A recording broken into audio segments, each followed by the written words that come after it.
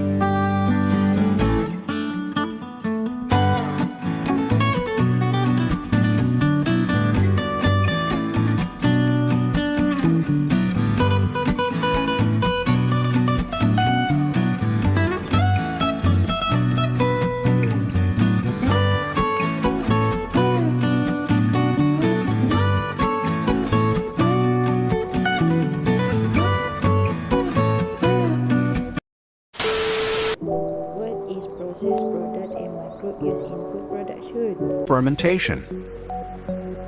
Fermentation is the metabolic process where microorganisms consume carbohydrates like glucose or starch to produce alcohol or acid.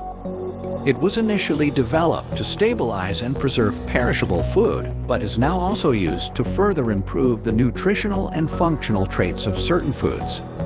Examples of fermented foods are cheese, beer and wine, kimchi. What are the two main types of fermentation? There are two main types of fermentation: alcoholic and lactic acid fermentation. Alcoholic fermentation, also called ethanol fermentation, is a type of fermentation which products are ethanol and carbon dioxide. It is performed by yeast species, specifically Saccharomyces, for the production of alcoholic drinks such as beer and wine, as well as foods such as bread. Lactic acid fermentation breaks down sugars, producing energy in the form of ADP. This process is so named because lactic acid is a byproduct of this reaction.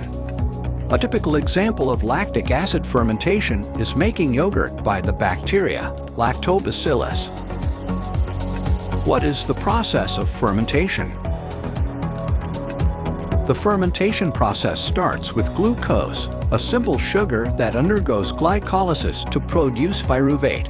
Pyruvate will then be converted to ethanol with the use of yeast for alcoholic fermentation, or lactic acid with the use of lactic acid bacteria for lactic acid fermentation. What will happen to the efficiency of the product in biotechnology food?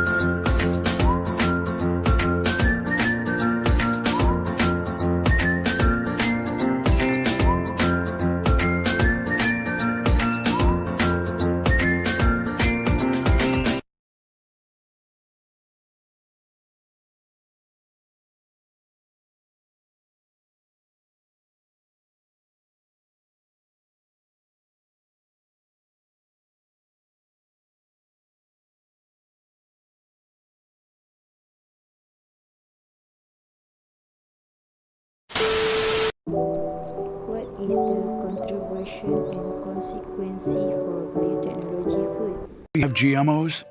Actually, we've been modifying crops for thousands of years to prevent crop loss from pest and weather damage, to grow more food on less land, even to improve nutrition. Today, GMOs are developed for the same reasons. With genetic engineering, scientists can change and improve crops more easily and quickly. GMOs affect your health? Well, years of research in the US and around the world shows GMO foods are just as safe to eat as non-GMO foods. And any long-term health effects from GMO foods are no different than those from non-GMO foods. There are even GMO plants created with improved nutritional value, like a GMO soybean that produces healthier oil. How food products are made? Where does bread get its fluffiness? Swiss cheese its holes? And what makes vinegar so sour? These foods may taste completely different, but all of these phenomena come from tiny organisms chowing down on sugar and belching up some culinary byproducts. Let's start with yeast. Yeast are single-celled fungi used to make bread, beer, and wine, among other products. Yeast break down carbohydrates like sugar to get energy and the molecules they need to function. They have two different ways to do this, the oxygen-dependent or aerobic pathway and the oxygen-independent anaerobic pathway, which is also called fermentation. When you bake bread, yeast can use both pathways, but they normally prefer to start with the anaerobic process of fermentation.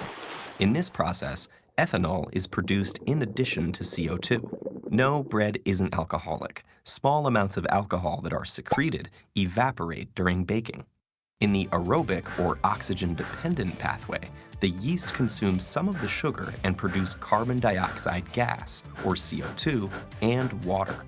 In both processes, the CO2 accumulates and creates tiny bubbles. These bubbles get trapped by gluten and create a sponge-like structure that gives the bread its soft texture. Wine also relies on yeast, but a winemaking setup keeps the oxygen levels low, so that yeast consume sugar using fermentation, the anaerobic pathway. The process often starts with wild yeasts already hanging out on the grapes. But to get consistent results, most winemakers also add carefully selected strains of yeast that can tolerate high levels of alcohol. The yeast consume the sugar in the grape juice, and as the sugar level drops, the alcohol level rises. This doesn't necessarily mean that sweeter wines have less alcohol. Different types of grapes start with different amounts of sugar, and sugar can also be added. What happens to the carbon dioxide? It just bubbles away through a vent. In carbonated alcoholic beverages like champagne and beer, sealed containers are used in primary or secondary fermentation to keep the carbon dioxide in the bottle. Wine also introduces us to our second type of food-producing microorganism, bacteria. A special strain of bacteria turns a tart compound in grape juice into softer tasting ones that are responsible for some of the flavors in red wines and Chardonnays. Another type of bacteria, called acetic acid bacteria, isn't so desirable in wine, but they have their function too. If there's oxygen around, these bacteria convert the ethanol in wine into, well, acetic acid. Let this process continue, and you'll eventually get vinegar. Bacteria are the key for cheese, too. To make cheese, milk is inoculated with bacteria. The bacteria gobble up the lactose, a kind of sugar, and produce lactic acid along with many other chemicals. As the milk gets more and more acidic, its proteins start to aggregate and curdle. That's why spoiled milk is clumpy. Cheesemakers usually add an enzyme called rennet, naturally found inside of cows, goats, and some other mammals, to help this process along.